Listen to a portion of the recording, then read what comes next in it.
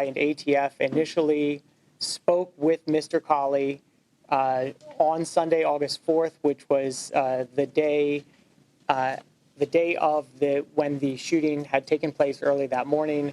And at that time of that initial interview, Mr. Colley indicated that he had purchased body armor and a firearm accessory for Connor Betts, the shooter, who had committed the shooting earlier that day. And during the course of that initial interview, which was at Mr. Colley's home in Kettering, agents smelled marijuana and observed in plain sight what appeared to be a bong and also what appeared to be a micro Draco pistol. Then later that week, on Thursday, August 8th, FBI agents re-interviewed Mr. Colley, this time at his place of work. And Mr. Colley indicated to the agents at that time that he was a concealed carry.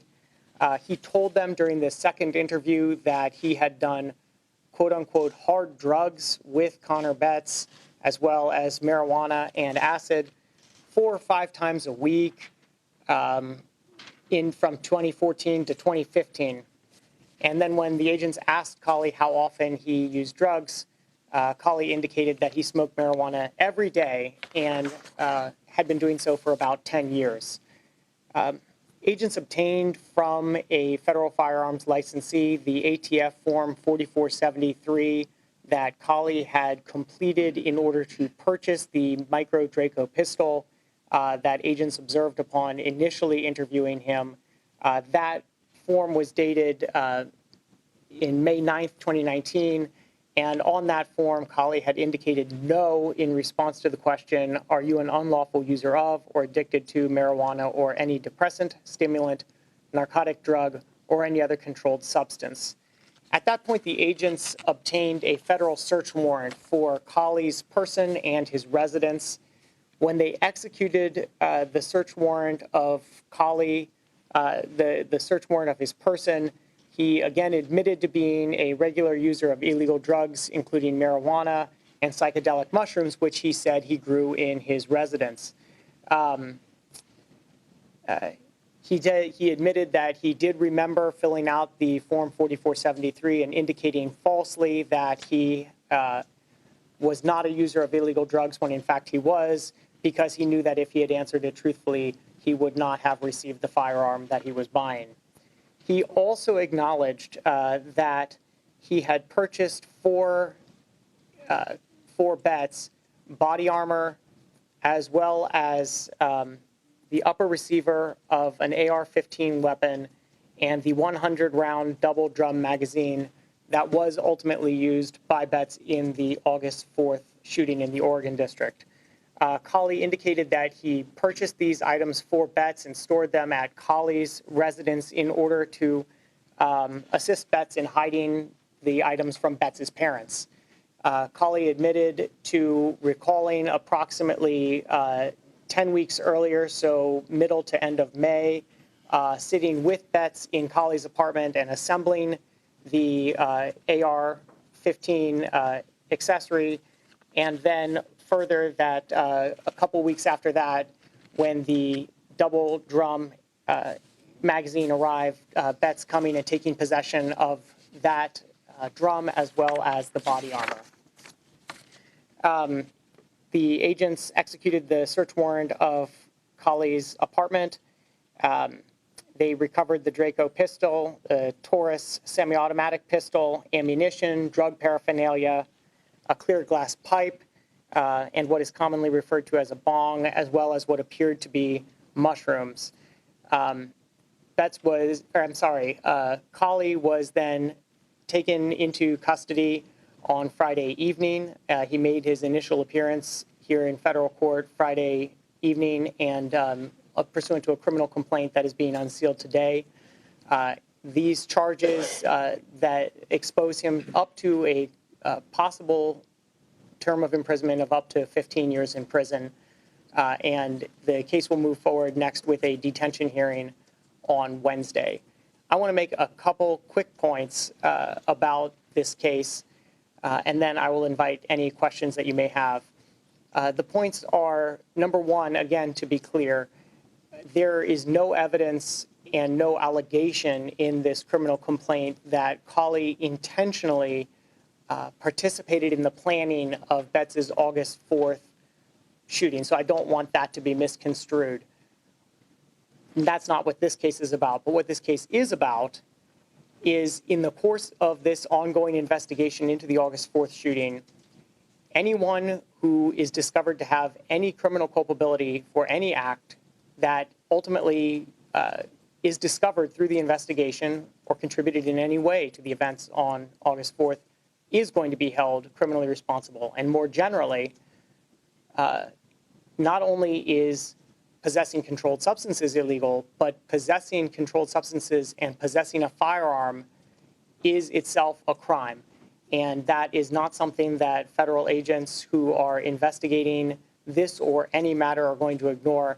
And that is why Mr. Colley has been charged in federal court Friday afternoon and unsealed here today. So I'm happy to answer any questions that you may have. What led you to Mr. Colley so quickly on Sunday? So I can't get into the specifics of exactly why that was, although you'll see that if you read the affidavit in support of the criminal complaint, on August 4th, there was the FBI agents and ATF agents spoke with Mr. Colley briefly at that time and then re-interviewed him later in the week. So I think it's clear from reading this affidavit that Mr. Colley and Mr. Betts have known each other for a long time. Were any of these things that he purchased, would he have been prohibited from purchasing them based on his drug use, like the magazine, the body armor, and the Alperusier? The magazine, no, but you cannot possess a firearm if you are an unlawful possessor of control or user of controlled substances. Can you walk us through the process of reviewing these forms? If simply lying can allow somebody to get them? Yeah, well, I mean, we have a system of transferring firearms in this country where we have the ATF form 4473 is designed to make sure that anybody who does apply for a firearm to purchase it legally, that you catch all those people who would be disqualified by federal law from possessing the firearm. That form requires people to fill it out truthfully under penalty of federal prosecution. So we do rely on people being honest. If they're not honest and they're caught, they can be federally prosecuted, and that is a crime that is punishable by up to 5 years in federal prison, and that is what Mr. Colley is charged with here. How many people, though, don't get caught because a situation like this doesn't happen? How often do you believe this happens? Oh, I can't speak to that. I can say that this office vigorously prosecutes anyone who has falsified a Form 4473. When's the last time you prosecuted someone on that count? We have prosecuted straw purchasers routinely, including as recently as last year. Nothing in Betts' background said that he didn't buy that gun. Why didn't he just order these accessories himself? Why was Colley involved? So according to the affidavit in support of the criminal complaint, the affidavit says that Colley was involved because Betts wanted to hide the purchase of these of this ammunition or of this magazine, body armor, and AR part from his parents. So this was like, the straw man kind of situation, just by buying firearm equipment and parts. Like you're supposed to still do it yourself. Yeah, but if there was not an indication, for example, that that Betts would himself have been any more or less disqualified from buying any of these things than Colley. What's the likelihood of additional charges being filed at the federal level with anything in connection with that August 4th? This investigation is ongoing, and Special Agent in Charge Wickerham, would you care to speak to that at all? We've been listening to officials in Dayton, Ohio, announce federal charges against a friend of the Dayton, Ohio shooter. Ethan Colley is accused of entering false information on the paperwork necessary to buy firearms. According to officials, he claimed he did not use controlled substances. You cannot legally buy a gun in the U.S. if you use controlled substances. But he subsequently admitted to investigators that he and Connor Betts, the alleged shooter of the Dayton, Ohio shooting that last last week used marijuana and other hard drugs at least 4 or 5 times a week, and he did acknowledge that he filled out that paperwork falsely, knowing he would not be able to purchase a gun had he been truthful. Officials also say that Colley admitted he bought the body armor and some other accessories for Connor Betts that Connor Betts allegedly used in the shooting last week. We're going to take a quick break. We'll be right back. Stay with us. Don't go away.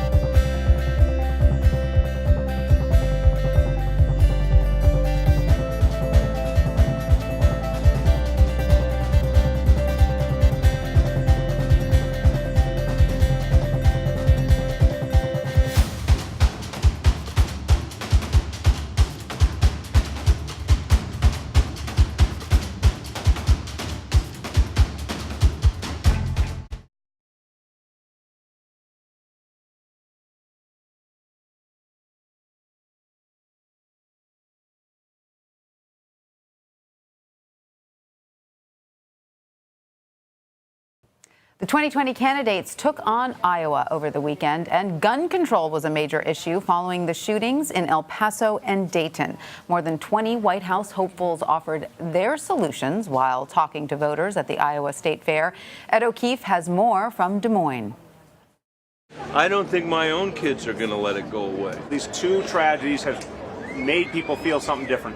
Gun control was front and center for Democratic candidates looking to persuade voters at the Iowa State Fair. The latest CBS News Battleground Tracker poll found that 55% of Democrats here in Iowa say they must hear a candidate's position on gun control policy in order to vote for them. How should Democrats keep talking about this issue to sustain the interest and the concern? The Congress cannot have gun policy written